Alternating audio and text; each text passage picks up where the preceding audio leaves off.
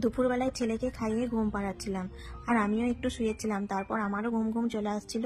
মনে পড়ে গেল যে কাল রাতে থেকে তো ফ্রিজটা বন্ধ করা আছে, তো ফ্রিজটা তো পরিষ্কার করতে হবে। আমি যখনই ফ্রিজ পরিষ্কার করি রাতে থেকে বন্ধ করে রেখে দিই, তাহলে বরফগুলো খুব তাড়াতাড়ি গলে যায়।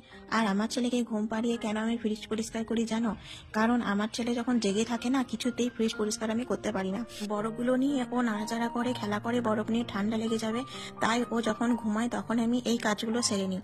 আর দেখো, আমার ছেলে দুটো চকলেট ভরা ছিল, তো ক্যাডবেরিটা আমি খাই না, আর এই কিটক্যাটটা আমার খেতে ভালো লাগে, তাই অর্ধেকটা আমি খেয়ে নেবো আর অর্ধেকটা ওর জন্য রেখে দেবো। এমনিতেও আমার ছেলে চকলেটের কোনো জিনিসই পছন্দ করে না, চকলেট কেকও পছন্দ করে না, চকলেট বিস্কুট, চকলেট জাতীয় কোনো কিছুই পছন্দ করে না। আজকে ফ্রিজটা পরিষ্কার করতে অনেক টাইম লাগবে, কারণ তোমরা তো জানো কিছুদিন আগে আমার ছেলের জন্মদিন পেরোলো। মিষ্টি ভরা ছিল, মিষ্টির ঝোলগুলো করে গোটা ফ্রিজটা চ্যাটচ্যাটে ভাব হয়ে গেছে, তো সেই জন্য অনেক টাইম লাগবে। ফ্রিজটা খালি করতে মনে হচ্ছে 20 মিনিট টাইম চলে যাবে। ফ্রিজের ওপরটা ছেলের আর ছেলের বাবার মানে তিজোরি, ওটা যত কিছু বিল থেকে ওর কাগজপত্র থেকে আমার ছেলের গাড়ি পুতুল সব কিছু ফ্রিজের ওপরে, আর কোনো কোথাও জায়গা পায় না ওরা।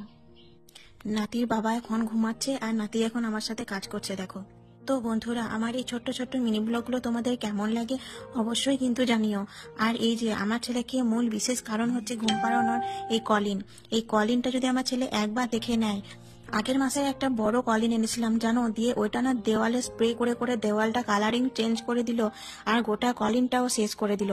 সেই তখন থেকে আমি কলিন যখনই আনি তখনই লুকিয়ে রেখে দিই ওর জন্য, যাতে ও দেখতে না পায়। আর যখন ও ঘুমায় তখন আমি এই আয়না পরিষ্কার করা, আলমারি পরিষ্কার করা, ফ্রিজ পরিষ্কার করা, এই কাজগুলো আমি করে ফেলি।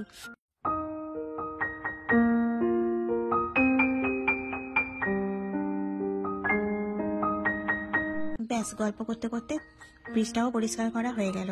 তো আমার এই ছোট ছোট মিনি ব্লগগুলো তোমাদের কেমন লাগে অবশ্যই কিন্তু কমেন্ট করে জানিও। টাটা।